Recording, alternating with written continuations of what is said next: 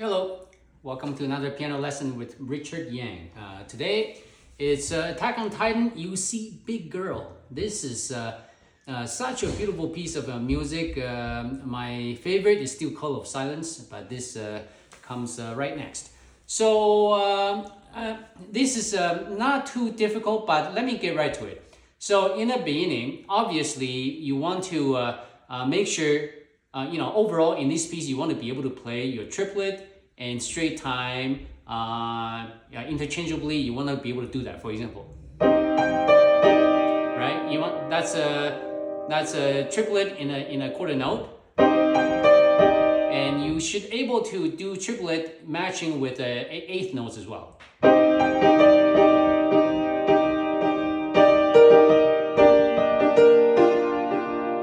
Right?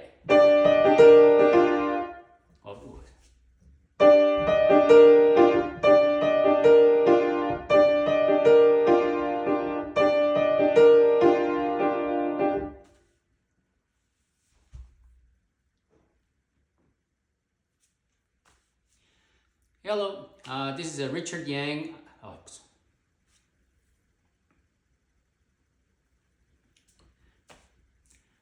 Hello, welcome to another piano lesson with Richard Yang. Today I'm going to talk about You See Big Girl from Attack on Titan. It's such a great piece of music. It's not my favorite yet. My favorite is still Call of Silence, but this comes in a close second from Attack on Titan by Animenz. And hopefully this tutorial can make you really understand the piece a lot better. It's not a difficult piece by any means, but it can be confusing, so I thought this should be able to help. Okay, today I'm gonna get right into it. And because this is a little borderline too long for me to do a piano lesson on, so on the easier parts, I'm just gonna go straight through. You can figure it out on your own. I will spend a little more time on the difficult stuff.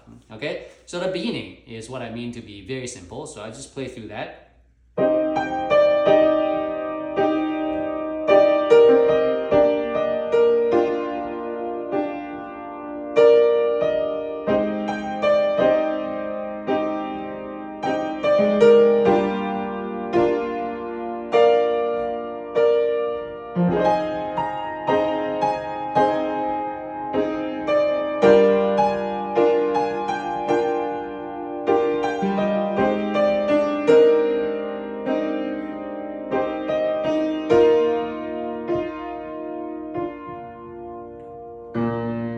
So the beginning is obviously very, very simple, but throughout the piece, you will notice that you probably want to be able to play triplets and straight time. You want to be able to switch between the two like by command, right? So you don't want to be able to you want to be able to count triplets or not triplets, right? For example, in the very beginning, you have triplet in a quarter note. And then on the fourth beat, you have a triplet and eighth notes.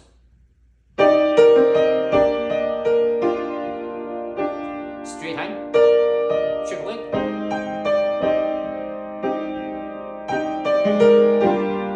So as long as you can switch between the two, without thinking, then you're good. Section A. So section A builds on the first, and it gets just a little bigger, right? So this is what I'm talking about, right? You have a straight time on the left, triplet on the right. You want to be able to play this very naturally.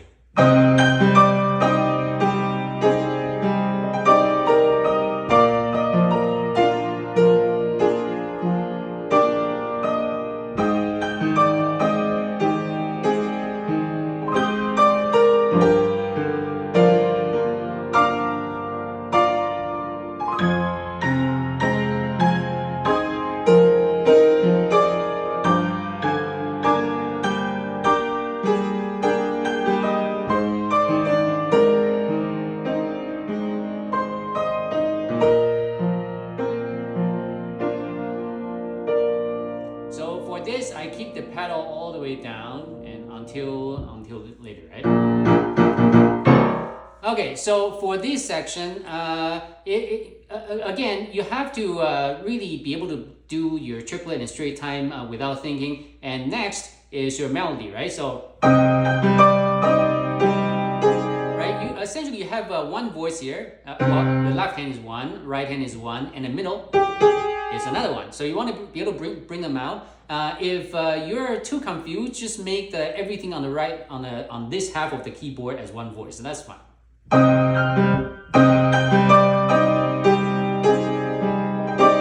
See, this I'm copying with my left hand.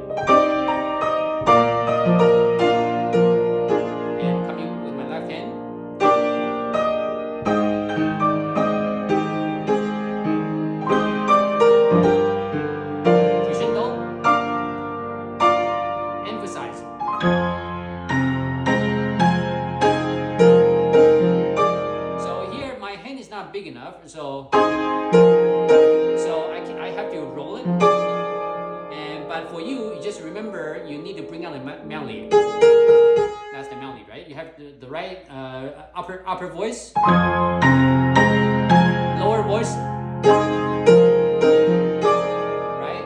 And then now, and your middle voice is this.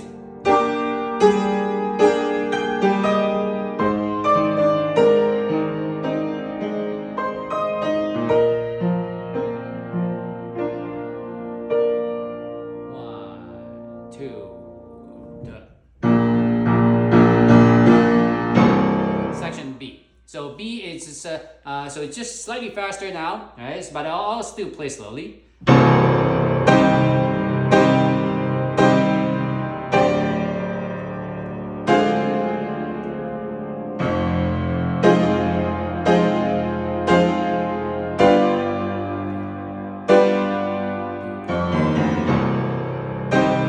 So for here, you don't change the pedal until you hit the C. Change pedal there.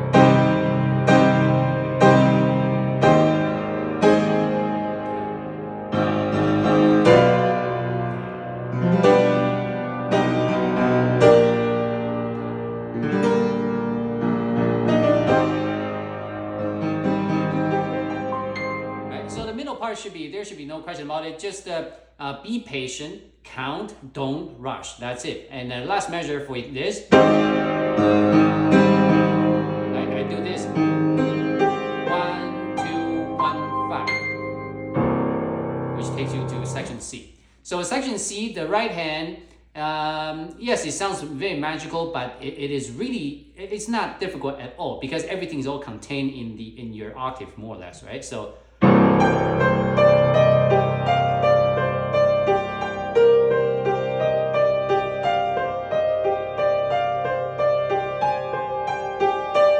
there should be no question. So it's just about reading the music and playing it. And when you add in the left hand, that adds another layer, but it's not difficult.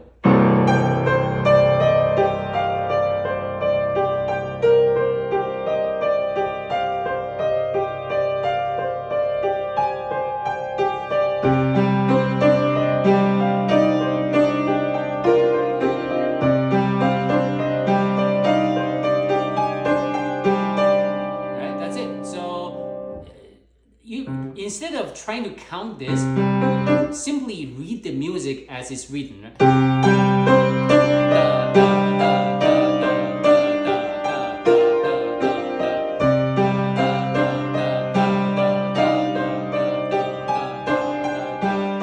No question about it. Section D. So section D, you follow the same logic, but this time it is a little more difficult because you're gonna bring out the melody while keeping your middle stuff, right? So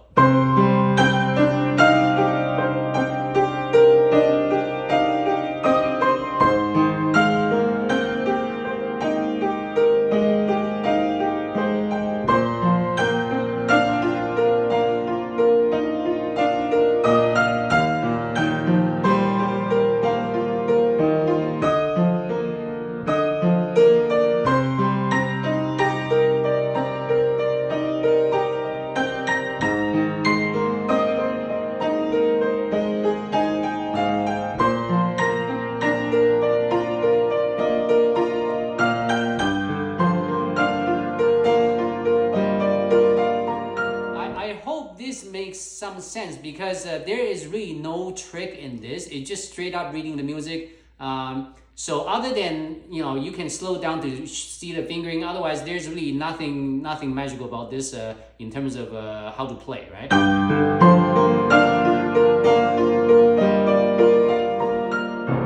But just one thing to note is that you want to bring out the melody.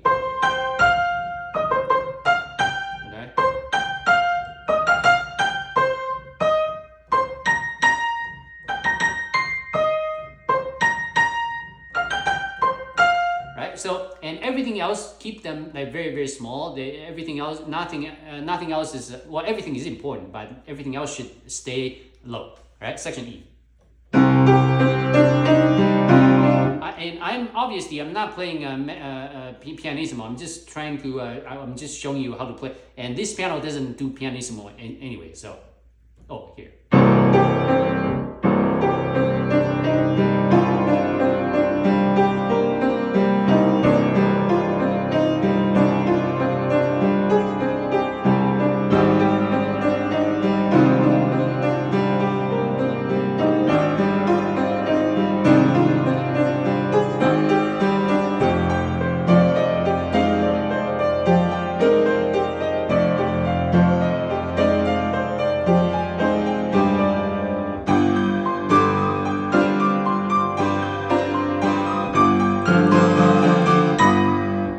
So make sure you have a very clear crescendo here, right? Pedal off, complete. So section F, this is the beginning of when it actually gets slightly more technical. There are a lot of what you think to be jumps, but they're okay. And also another note is that the way that Animenz plays it, it's a little different than me, because I played it literally as written, because we have triplets, right? But Animenz plays it as if he made it he quarterified this stuff. So he plays something like this.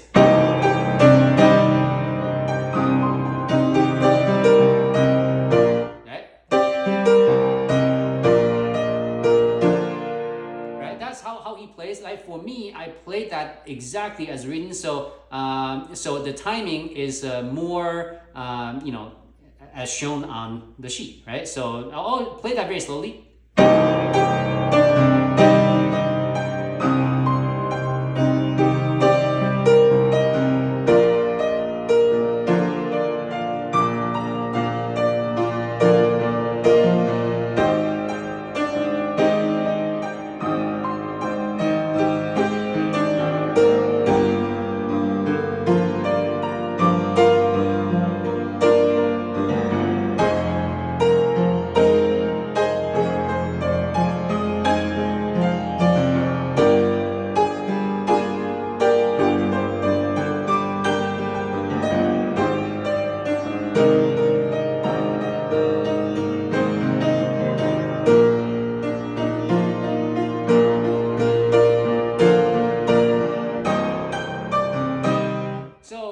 Hopefully, the timing wise, hopefully that makes sense. You can do either way. Like for me, I like it straight time,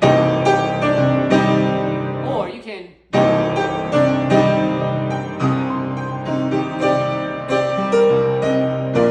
Right, so Animenz does it like a hybrid. Right, so I don't know how to explain this better, but that's about it. So let me do that one more time.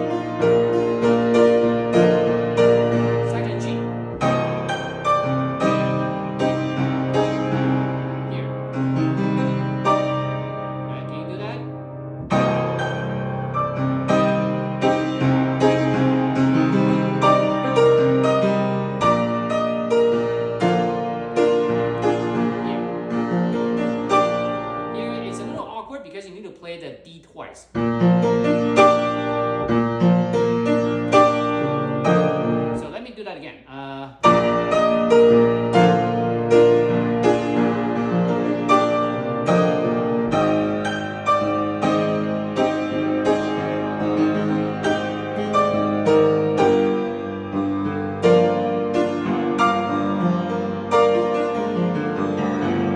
Goes all the way. First of all, on B flat and G.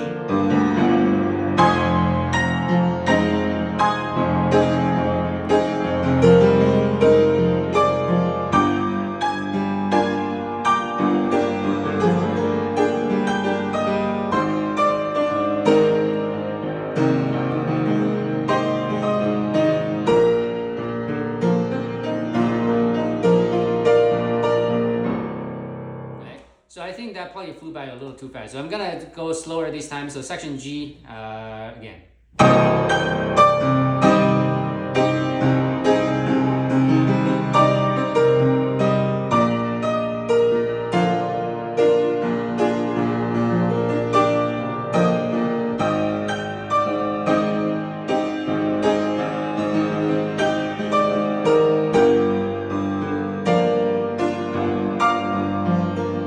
Here, go all the way.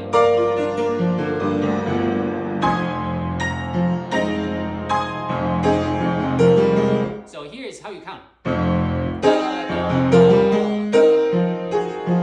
Does that make sense?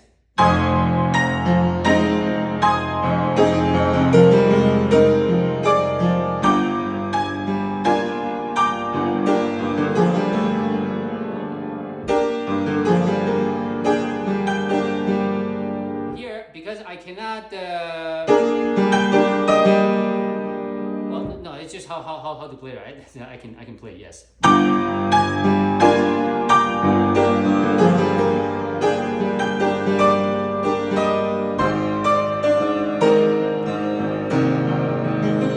Here is a very kind of awkward, right? You can do that.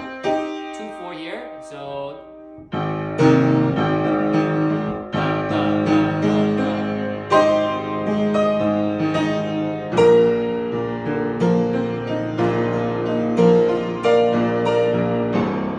And sound will be small.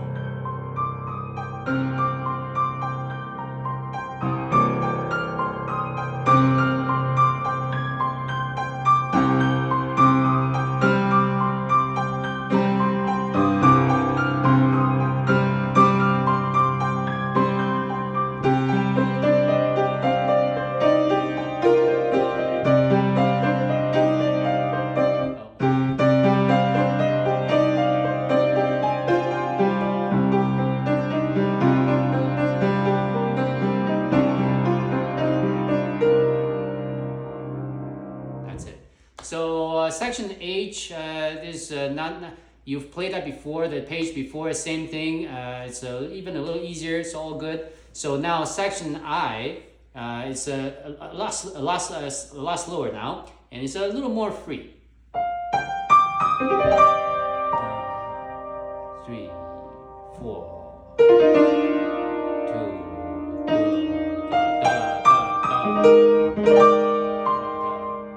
3, 4, 1. You can do a little crescendo, decrescendo, a little faster, slower. So it's very, very free here, right? Right? And slow down again.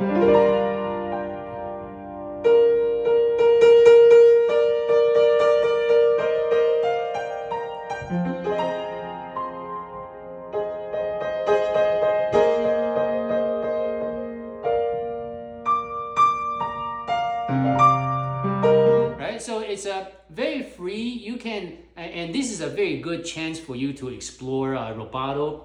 Right, you can do what sounds right for you because if you play this completely straight time, it's gonna sound a little awkward actually. So play some, play with it.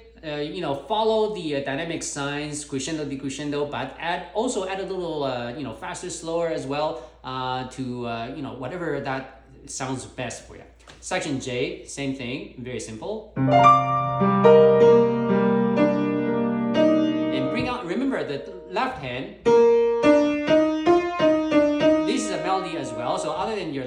right hand, your left hand has this.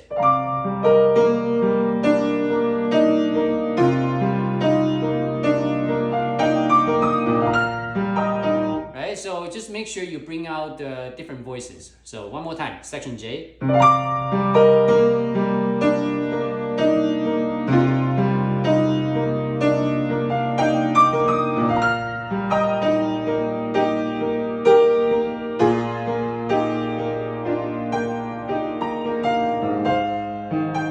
See here, you can slow down a little bit.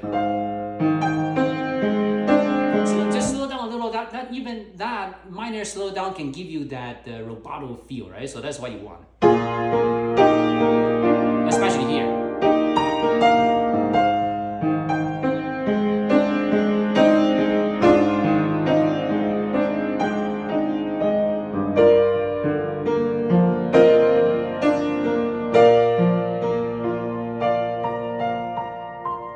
Personally, I don't know why Animenz would put the right hand on the D. I just do my left hand.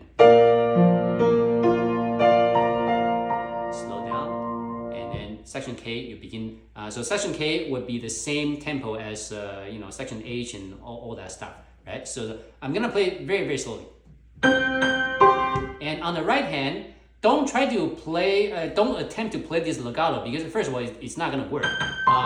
But instead, try to play everything detached. Not staccato, but detached. Meaning that you lift your finger before you play the next note. That's it. And that is the effect that you want.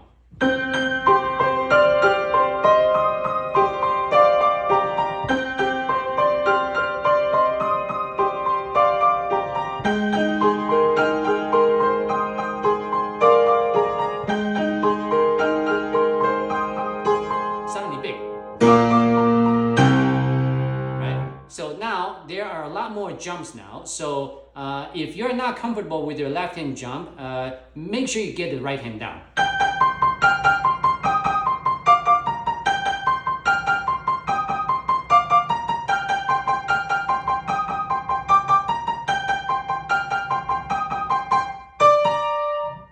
Right? Because right hand is very easy, so you can focus on the left hand, right? So I'm gonna start at the mezzo forte.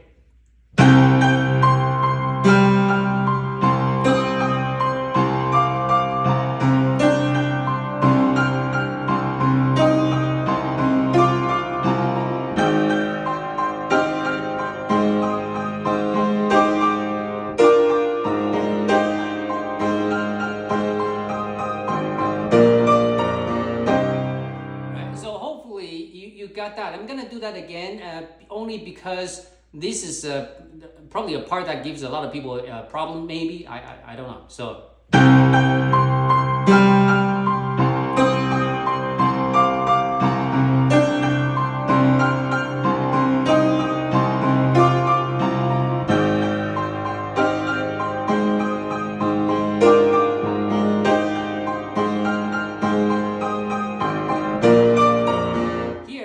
when I learned this, I found it slightly awkward, but it's not too bad. Right, so hopefully that makes sense. Right, section L. Actually, one second.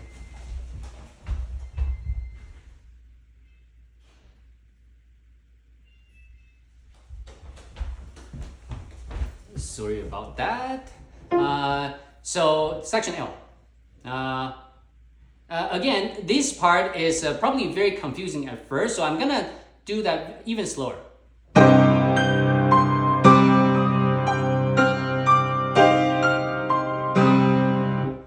So what you need to understand is for each set, you need to know what's happening on the left hand, right? So don't worry about the upper stop. Just focus on the middle and the bottom.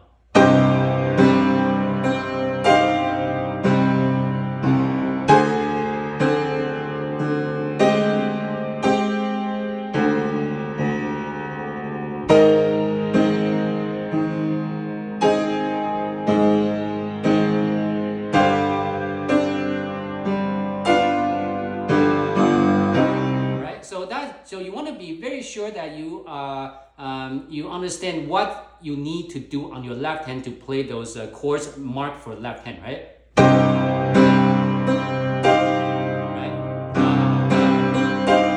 This should be easy. Next one. So remember, this is the shape that you need.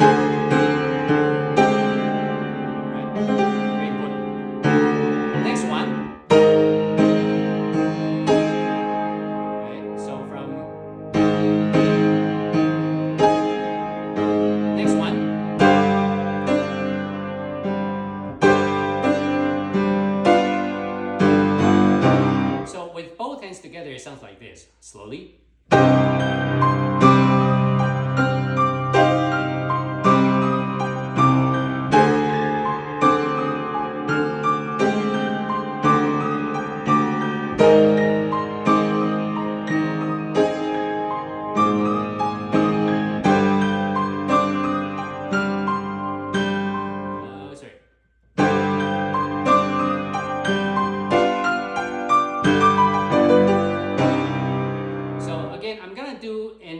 I'm gonna focus now on the upper part because these are really good jumps. So first of all is an octave up, right? Now remember your hand shape actually, your hand span actually does not change because once you get to this, once you play the F, the upper note is F as well. And you move over. Next one, again, is octave up. So,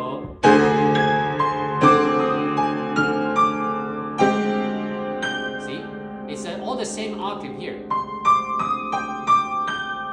Next, again, is an octave up, right?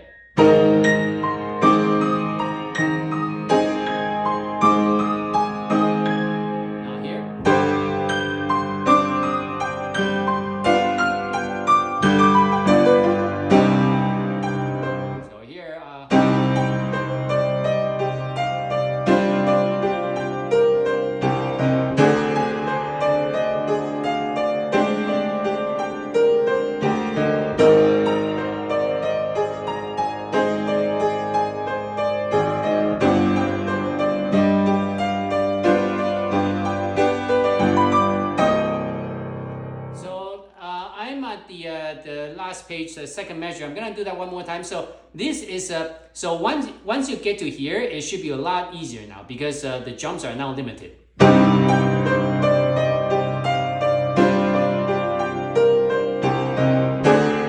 But you need to know the hand shape that you need to be in.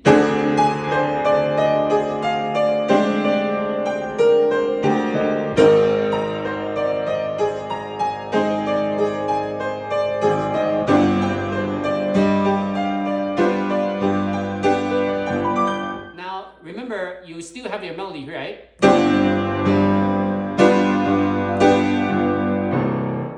These are all melodies, right? So you need to make sure you bring them out, right? G, F, G, and now finally we get to section M. Here, it simply go.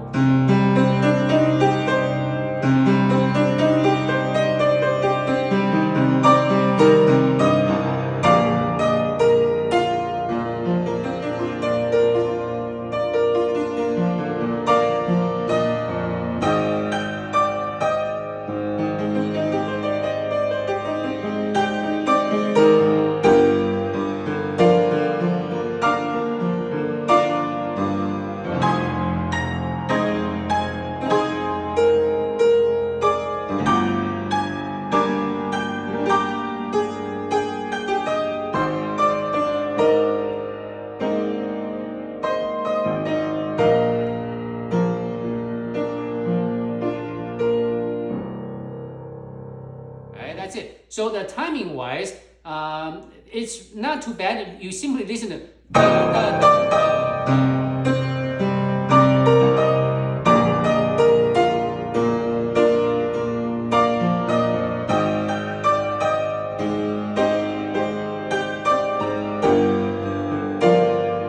So you just listen for it, and you can just fit that many notes in there.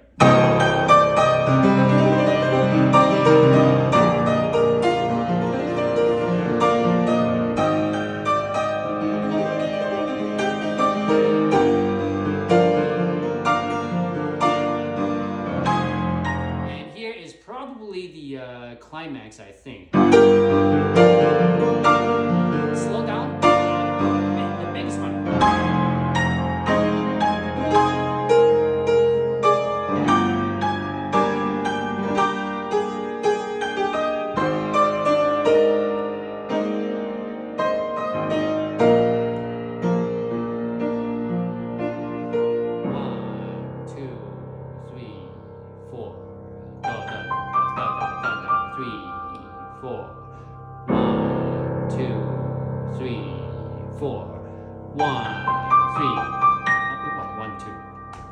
Anyway, so that's how we take it to the end. So as you can see, other than some fingering work, it is really not a difficult piece. So hopefully, happy practicing. I don't have any more tips on this one. So if you have any specific question, let me know, and I can see if I can help you out. Okay, until next time. Goodbye.